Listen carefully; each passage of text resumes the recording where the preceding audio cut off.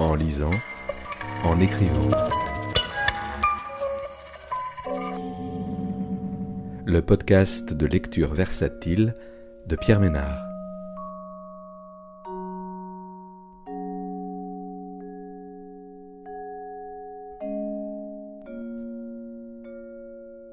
Aujourd'hui, Totalement inconnu, de Gaël Obiegli, paru aux éditions Christian Bourrois en 2022.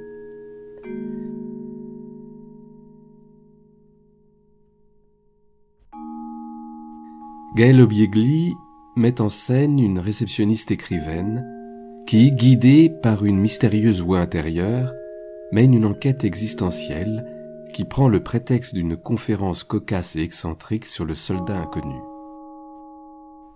Il loge en moi, c'est comme un implant, une grosse écharde.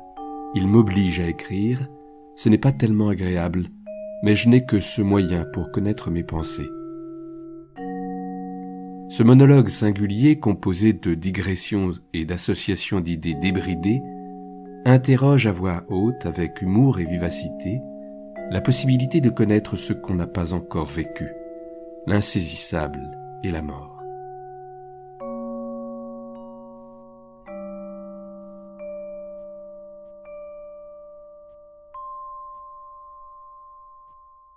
Parmi mes fréquentations se trouvent des érudits. Ce ne sont peut-être pas des érudits, mais juste des gens qui savent un certain nombre de choses sur des sujets nobles et qui, surtout, ont à cœur de transmettre leur savoir. Ce que je suis incapable de faire sereinement. Il faut une certaine stabilité pour étudier, peut-être plus tard si j'arrive à vieillir. J'ai développé très jeune une attirance pour ces obsessionnels du savoir. Dès ma première enfance, je marchais encore à quatre pattes, mon vieux pépé me prenait sur ses genoux pour me raconter des batailles, c'était super. Il me lisait dans des livres des descriptions du débarquement des Américains sur les plages de Normandie ou encore de la guerre de Crimée.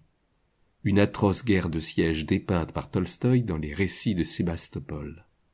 Si bien que ces paysages de sang se sont imprimés en moi. Est-ce ce qui m'a rendu taciturne? Pas forcément. Je dois plutôt au syntagme des gènes ma psyché tantôt morbide, tantôt exaltée. C'était un grand-père polonais qui avait marché à travers l'Europe en quête d'un lieu où vivre en paix. En peu de temps, il s'est fait connaître dans cette région plate et boisée qu'est la Beauce. Il s'y est fait connaître car il était d'une intelligence qui détonnait. Il plaçait les gens de savoir au-dessus de tous. Ils étaient rares, mais il en trouvait. C'étaient des gens avec lesquels il parlait, sinon il était silencieux. Il se retirait dans une espèce d'atelier mansardé où il collectionnait des choses, où il fabriquait des clés. Il a fait une clé en or avec un petit bout blanc qui n'ouvrait aucune porte. Soudain, j'ai eu la révélation du siècle. Cette petite clé, elle ouvrait son atelier. Je n'ai pu y entrer qu'après sa mort. C'était sombre et bleu. On se serait cru au XIXe siècle. Sur une chaise était posé un casque au long crin noir, comme j'en ai vu plus tard sur des tableaux au Louvre.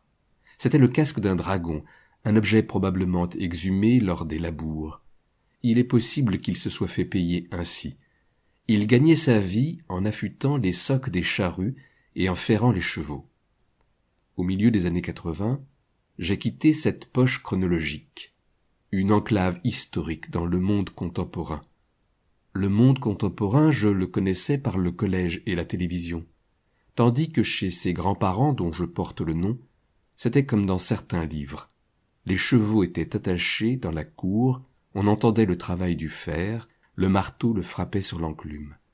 On lavait tout le linge à la main dans de grands baquets d'eau fumante. Un lundi matin, mon père m'a conduite en ville, et je n'en suis pas revenu. De ce temps-là, et d'avoir écouté les récits des batailles, il me reste une folie de l'état militaire. Une folie, c'est-à-dire quelque chose qui me dépasse, et d'inavouable, et qui me donne parfois des souffrances. Peut-être que tous les gens ont une enclave en eux. Un soldat inconnu m'habite, avec les douleurs que ça fait, et d'autres problèmes pour lesquels il n'y a pas de bon médoc. Peut-être que c'est pour tout le monde comme ça. De temps à autre, c'est lui qui parle, c'est le soldat anonyme. J'ai lu cette phrase dans le journal de Kafka, dont les pages remplissent la poche avant de mon Eastpak. Punitions infligées aux soldats. On les lie à un arbre jusqu'à ce qu'ils deviennent bleus. Je ne sais pas s'il s'agit d'un rêve, d'une information historique, d'une image qui provient d'une œuvre, théâtre, cinéma, livre. Je ne sais pas non plus si elle aura été intégrée à un livre de Kafka. Intégrée à moi, c'est certain. Pendant tout un été, j'ai appris des poèmes en cheminant vers l'hôpital où l'on m'a soigné le cancer. Je les apprenais en marchant. Sur place, il me fallait rester totalement immobile sur la table de radiothérapie. Je me récitais les poèmes en circulant intérieurement. C'est pas ça qui a cramé le mal. Tout de même, en synergie avec les rayons, les poèmes ont porté secours. Les livres avec lesquels je vis depuis longtemps tombent à présent en miettes. Eux comme moi avons entamé la décrépitude. C'est un mot qui a quelque chose d'excitant, alors que la réalité qu'il désigne pas du tout. Les mots servent à nommer la réalité, mais aussi ils t'en consolent. Je suis tout de même beaucoup mieux conservé que mes bouquins. Auto-illusion peut-être. Ils sont rêches, ils sont jaunâtres, ils sont pleins de plis, les pauvres vieux. Je ne les abandonne pas pour autant. Ils ne se tiennent plus, mais ça arrive aussi à de jeunes livres. Des fois la colle est cheap. Ou bien, en cas de grosse chaleur, elles fond et tout ton livre s'éparpille. Les vieux, je les isole. Je mets des pages dans mon Eastpak et aussi dans mon paletot. J'emploie ici un mot de ma famille du XIXe siècle, évoqué plus haut. Au XXIe siècle, l'été 2020, mon complice en partie aura été Kafka, dont j'ai dépiauté le journal. Un volume fatigué, on pourrait dire au bout du rouleau, mais c'est irrespectueux. Je n'aimerais pas qu'on en dise autant de moi. Ne fais pas à autrui ce que tu ne voudrais pas qu'on te fasse. Si ça continue, je vais devenir ennuyeuse, voire d'une connerie suprême, à force de morale. Tous les jours avec ces feuilles d'angoisse et les ouvrages d'érudition, je m'instruis. Je respire en me décollant légèrement du sol et je survole la planète Terre et je remonte le temps. Mais j'en ai vite marre de ces méditations. Pourquoi je fais tout ça? Je fais tout ça pour savoir quelque chose de plus au sujet du soldat inconnu. Il n'existe que parce qu'il est mort. Autrement, il ne serait pas intéressant, il ne serait pas intrigant, il ne serait pas glorieusement inconnu. La mort l'anoblit, ça c'est une chose qui est valable pour n'importe qui. Aimer les morts, c'est facile. Ils ne te font pas chier. Quand le mort est encore à portée de main, il suscite émotion, amour, louange. Je vous renvoie à La mort d'Ivan Ilitch, de mon avis Lev Nikolavitch Tolstoï. Ensuite, on t'oublie. Mais tu t'en fous, de toute façon puisque tu es mort. Le détachement est le gros atout de la mort. Je le sais. Pourtant, je n'ai pas encore été morte. Je le sais comment? Par intuition, alors. La connaissance intuitive se fonde sur des impressions, sur des sentiments. À l'inverse, la connaissance scientifique découle de démonstrations qui peuvent être démenties. Les impressions, les sentiments, tu ne peux pas les démentir. Cela produit une connaissance qui n'est pas fiable et qui, pour autant, écoute bien, ne saurait être démentie.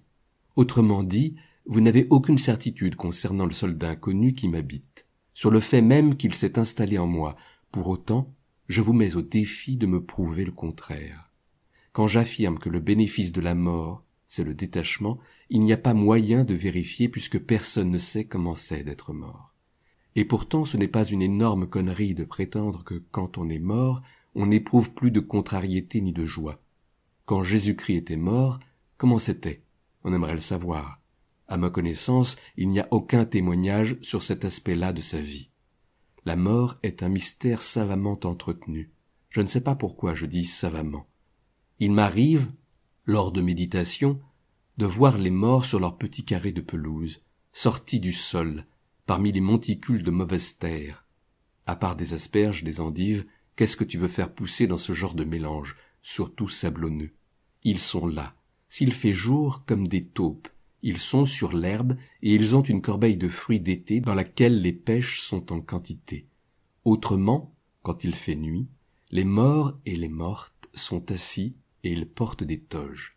Je les reconnais, je les salue. Je ne sais pas s'ils me voient. Je pense que oui. On dit « je pense donc je suis ».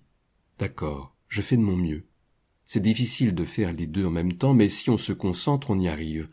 Ce que je souhaite ajouter, c'est que si moi je suis, c'est uniquement pour que tu sois. Je pense donc je suis, donc tu es. Est-ce que c'est compréhensible? Tout ce temps où je pense étendu sur le sol me transforme. J'accepte d'être le réceptacle du soldat inconnu. Je le connais mieux ainsi, de cette manière subjective que par les livres dont, malgré tout, ma pensée procède. Ce serait beaucoup mieux dit si j'étais capable d'une chanson de gestes. À l'école élémentaire, on nous faisait lire des pages dans le manuel de français, des pages où la guerre était sublime, super bien décrite, jolie, avec un goût d'absinthe, l'océan écarlate, le chant des obus, la fusée s'épanouit, fleur nocturne. Les mots ont des effets psychédéliques, ils peuvent te mener à l'amour fou, c'est bien le problème. Du coup, j'ai aimé les extases et plus tard les hallucinogènes.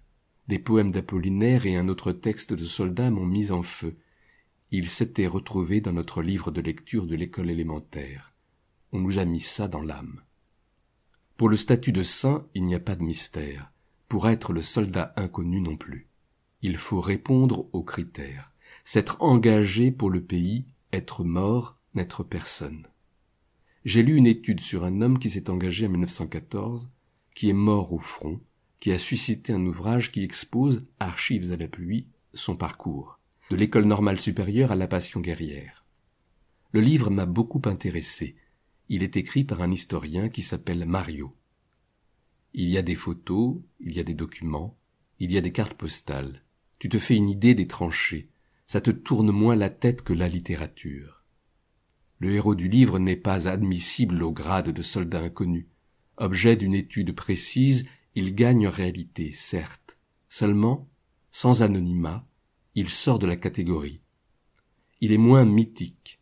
C'est paradoxal. Pour être le mort célébrissime, il faut être anonyme, inconnu, disons. La lecture est une expérience profondément personnelle. En cela, il est possible de faire un lien entre l'acte de lire et celui de collectionner ou conserver des objets sans prix, des choses qui n'ont de valeur que pour soi-même. En lisant, en écrivant.